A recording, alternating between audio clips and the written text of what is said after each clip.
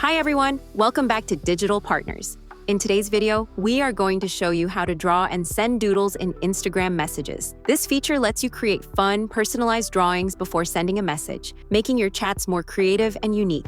If this video is helpful, let us know in the comments. Leave a like and subscribe to our channel for more tutorials. Let's get started.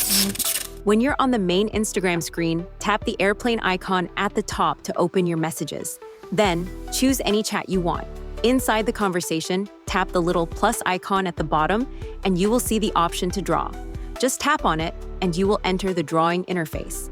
Here, you can create any doodle you like. You can also choose different brushes, add arrows, or change the color of your pen.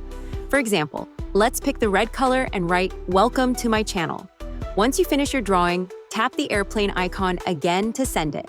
Your drawing will be sent right in the chat.